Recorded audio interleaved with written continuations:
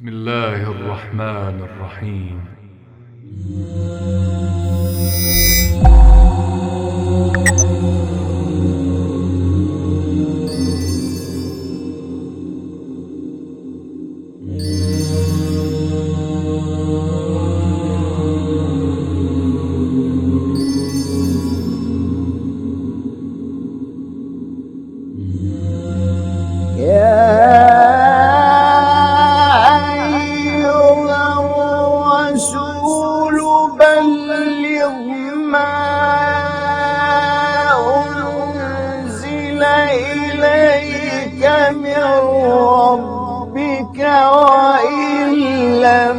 تفعل فما بلغت رسالته.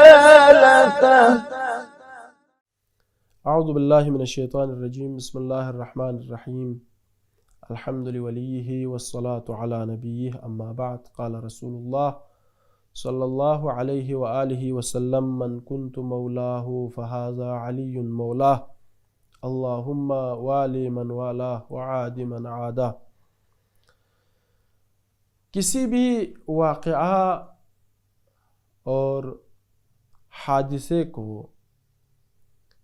مختلف زاویوں سے ہم دیکھ سکتے ہیں، نگاہ کر سکتے ہیں، تو اس واقعے اور حادثے میں یا ہمیں درس ملتا ہے یا اس سے عبرت مل جاتی ہے. درس مثبت پہلو، عبرت اس واقعے میں موجود منفی پہلو کو عبرت کہا جاتا ہے. تو درس غدیر خم کے اس واقعے میں ہمیں بہت سارے اہم دروس مل جاتے ہیں.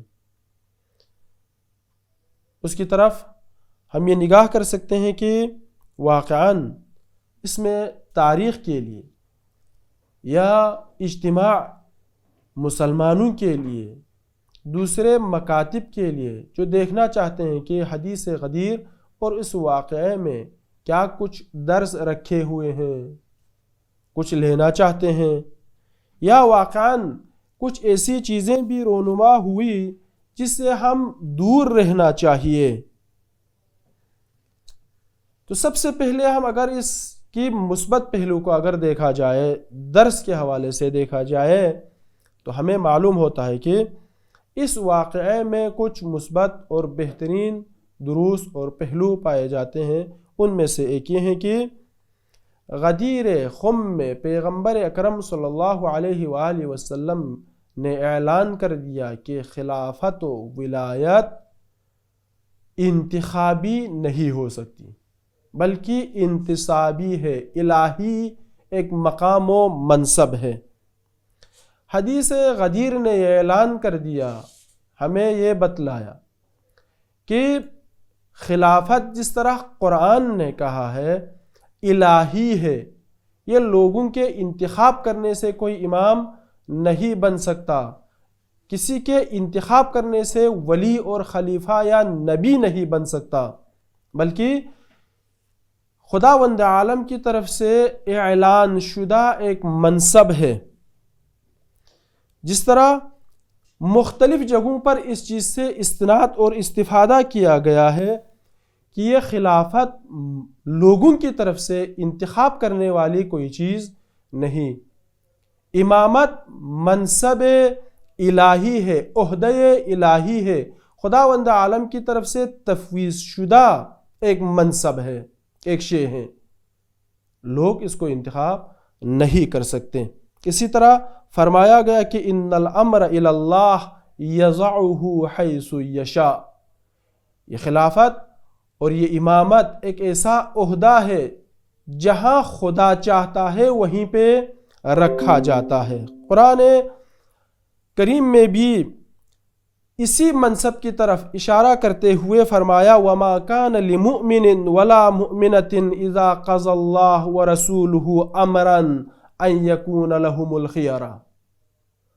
کسی کو یہ حق نہیں پہنچتا جب خداوند عالم کوئی فیصلہ کرے، خداوند عالم کا نمائندہ رسول جب کسی چیز کا فیصلہ کرتا ہے تو اس کے اوپر دوبارہ کوئی اعتراض کرے یا انتخاب کرنے کے چکر میں لگ جائے، اس کو یہ حق نہیں پہنچتا۔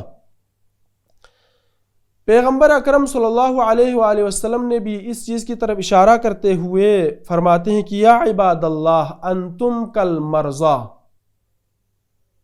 اے اللہ کے بندو تم بیمار کی طرح ہو، واللہ رب العالمین، خداوند عالم عالمین کا پروردگار ہے، اور واللہ رب العالمین جو پروردگار کا طبیب ڈاکٹر کی طرح ہے، حکیم کی طرح ہے۔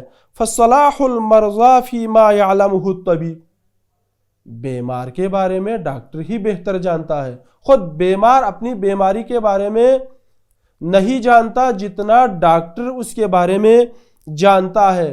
تو یہ کہیں کہ کوئی ڈاکٹر سے یہی کہیں کہ میری بیماری کے لیے نسخہ میں خود جو کہوں اسی کو ہی لکھ کے دے دیں، یہ نہیں ہو سکتا ہے۔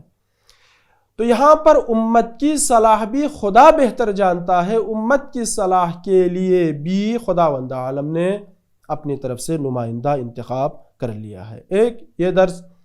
دوسرا درس جو ہمیں غدیر سے ملتا ہے وہ یہ ہے کہ ولایت اللہ کی طرف سے ہے اور مدیریت مینجمنٹ امیر المؤمنین کی طرف سے۔ اگر دنیا میں ولایت الہی ہو اور ادھر سے انتخاب کے ساتھ ساتھ بہترین انتخاب کے ساتھ ساتھ بہترین مدیریت ہو تو امیر المؤمنین جیسا ہونا چاہیے۔ کسی معاشرے میں بہتری کے لیے انتخاب اللہ کی طرف سے اور مینجمنٹ مدیریت امیر المؤمنین کی طرح پیغمبر اکرم نے جو نظام لایا تھا اس کی طرح اگر ہو جائے تو معاشرہ بہتر معاشرہ بن سکتا ہے۔ تیسرا درس وہ یہ ہے کہ غدیر میں جو ہمیں ملتا ہے امیر المؤمنین کی ولایت دین کے کمال ہونے کا ایک سند اور مدرک ہے۔ جس طرح مشرکین کفار یہی چاہتے تھے کہ پیغمبر اکرم صلی اللہ علیہ وآلہ وسلم کے بعد اسلام ختم ہو جائے، اسلام نہ رہے۔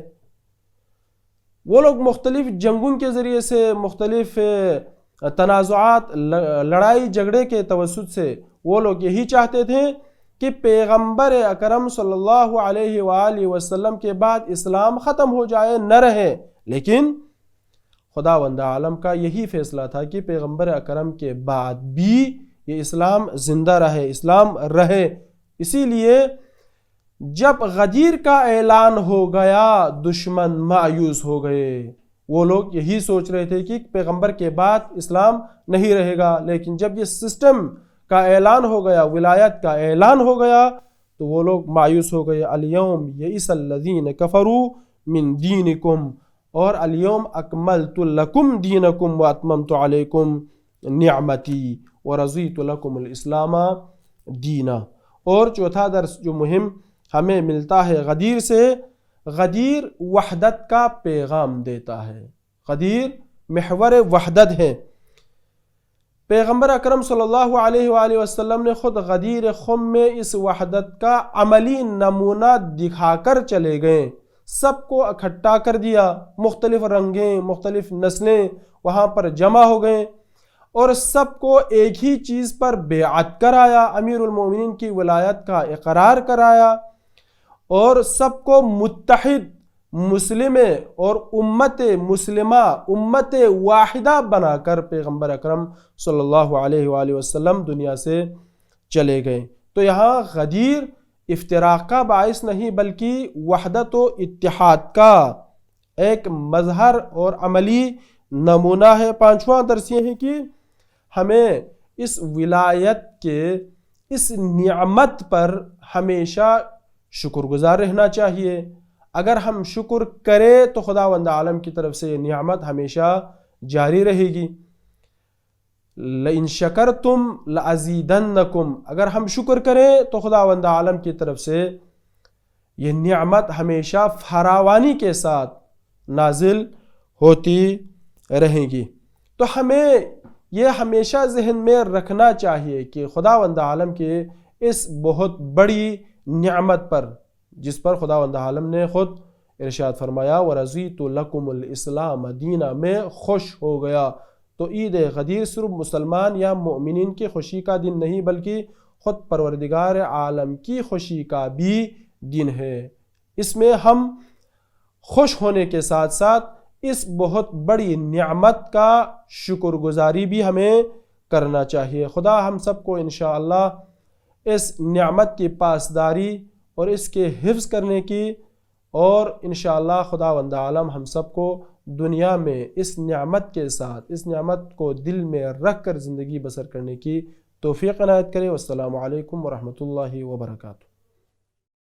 اللهم صل على محمد وآل محمد، اللهم صل على محمد وآل محمد